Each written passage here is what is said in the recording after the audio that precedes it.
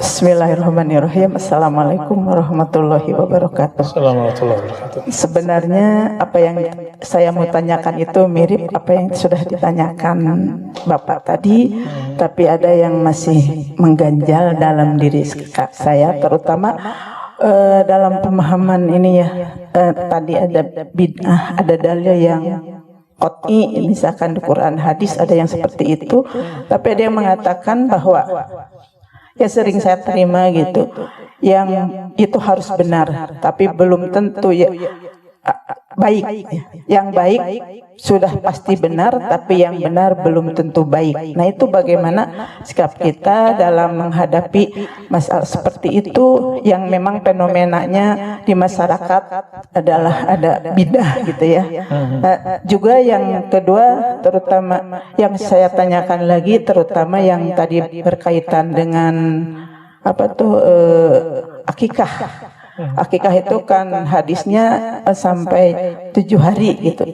Tapi ada yang tidak pernah berakikah, makanya sudah tua atau mau yang meninggal, ini akikah ini bagaimana hukumnya gitu ya. Apa katanya ya, seperti tadi itu baik, tapi yang baik pasti benar, tapi yang benar belum tentu baik katanya gitu. Terima kasih. Assalamualaikum warahmatullahi wabarakatuh. Assalamualaikum. Baik pasti benar, benar belum tentu baik. Ribet nggak? Enggak ya. Contoh yang benar belum tentu baik itu sholat panjang-panjang kayak Mu'az, baik nggak? Baik. Stop dulu. Benar atau baik pertanyaannya? Yang dilakukan Mu'az benar atau baik? Benar, tapi belum baik. Bisa memahaminya? Jadi Mu'az itu udah benar. Sholatnya itu lebih dari 1 surat. Lebih dari 1 surat. Ini tadi udah mulai oyong-oyong, imamnya baru 1 halaman kurang dikit ya. Al-Baqarah lagi kan gampang ngapalinnya ya. Itu udah mulai kayak goyang-goyang tuh ya. Saya yang goyang atau antum yang goyang. Itu benar, tapi tidak elok gitu. Contoh lainnya apa? Orang yang meyakini kunut itu sunnah Nabi, lalu dia kunut ketika jadi imam, tapi di masjid yang tidak berkunut, itu benar tapi tidak baik. Gitu. Benar itu terbagi 2. Ada benar al-haq yang mutlak, ada yang benar disebut shawab. Sering dengar wallahu a'lam bis-shawab. Shawab itu kayak kita mana? Hobi mana enggak? Ya, di sini ada tempat mana ya? Mana hati paling senangnya ya? Mana? Ketika mana? Itu kan ada lingkaran. Ketika kena lingkaran walaupun tidak ke tengah disebut shawab. Tepat, tapi tepat nomor sekian. Rate-nya sekian. Ada yang sangat tepat ke tengahnya, gitu ya. Itu disebut musibun, shawabun. Orang yang sasarannya tepat. Tapi tepat, terjemahan Indonesianya benar. Padahal terjemahan yang tepatnya adalah, yang pasnya adalah ini tepat, ini kurang tepat, ini sangat tepat, ini lebih tepat gitu Pak. Tapi di Indonesia terjemahannya apa? Benar. Waktu saya 2013 buat daurah kajian hadis untuk para dai. Untuk para dai, Pak, ini level dai. Seorang dai nanya mengenai zikir ba'da salat jahran, dengan jahar. Saya kadang jahar, kadang tidak. Banyak tidaknya. Lalu saya jelaskan riwayat bahwa Nabi SAW dan para sahabat mengangkat suaranya berzikri ba'da kulli maktubah. Mengangkat suaranya berzikir setiap salat wajib. Maka ada riwayat yang kencang suaranya, ada yang tidak. Apa kata si Ustadz? Ustadz, ente salah. Loh, saya kaget. Kenapa? Kebenaran cuma 1. Kenapa ente sebut ada 2? Itu level Ustadz. Kalau Ustadznya udah begitu, gimana jemaahnya? Akhirnya saya tanya balik, kamu punya dalil apa? Dia jawab, saya sudah baca Sahih Bukhari, Sahih Muslim, Sunan Abu Daud, bla bla bla, dan saya tidak menemukan dalil zikir setelah sholat dengan berjamaah dan mengangkat suara. Kebetulan nama dia salah satu nama yang ada di kitab-kitab itu. Saya sebut namanya, Hei Fulan. Wallahi demi Allah, betul ente sudah baca Sahih Bukhari. Saya khatam 4 tahun, ente berapa tahun? Betul ente sudah baca Sahih Muslim. Betul ente sudah baca Sunan Abu Daud.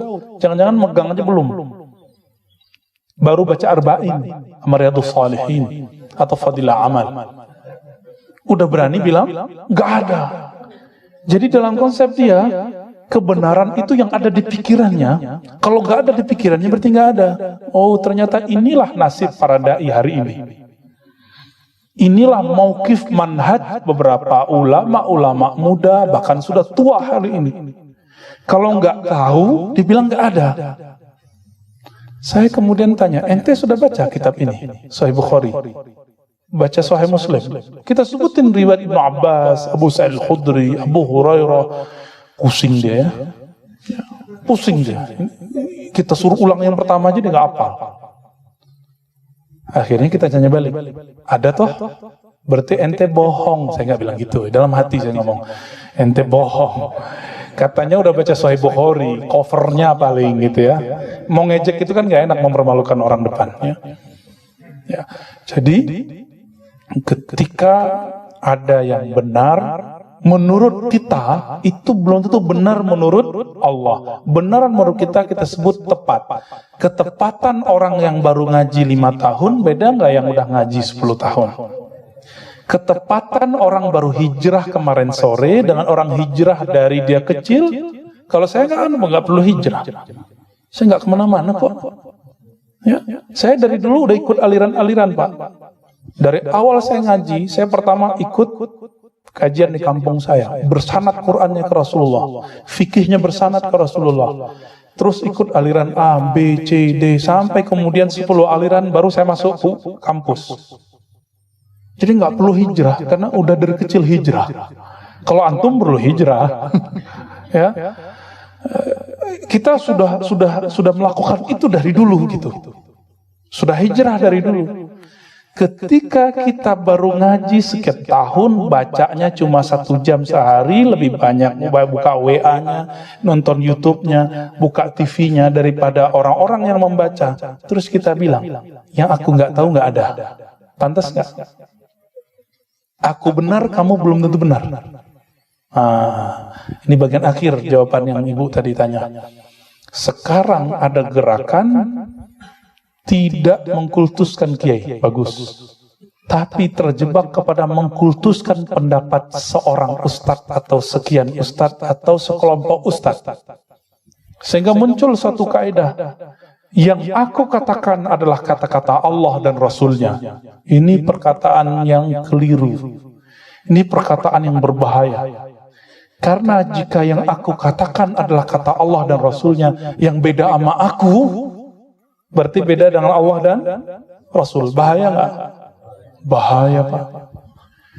Dan ini lebih bahaya daripada kultus kiai. Kultus ustadz lebih bahaya. Kultus ustadz, mati ustadznya beres. Ustadznya salah, ditinggalin jamaahnya. Tapi kalau udah kultus pemikiran, antum kritik pemikiran ustadz itu, jamaahnya mulai sorak, ya, mulai kemudian kencang. Apa katanya? Ente menyalahi Allah dan Rasulnya. Manhaj kami manhaj Allah dan Rasulnya. Saya udah usut-usut. Ternyata ini perkataan Khawarij di awal-awal menentang Ali bin Abi Thalib radhiyallahu taala anhu. Apa kata mereka? La hukma illa lillah. Tiada hukum kecuali hukum Allah. Yang kita putuskan ini adalah hukum Allah. Ali bukan melaksanakan hukum Allah, maka Ali kafir. Muawiyah kafir. Kafir. Ujung-ujungnya kafir. Dan ini berbahaya. Jadi tolong jangan kultuskan kiai, jangan kultuskan ustadz plus pemikiran ustadz. Cukup hormati ustadz, hormati pemikiran ustadz. Pemikiran ustadz disebut shawab. bukan hak. Al-haqqu min rabbika. Kebenaran itu mutlak dari Allah, dari langit turun ke bumi. Tapi kalau shawab dari bumi ke bumi. Oke? Jadi tolong jangan kultuskan. Nah itu kata kuncinya.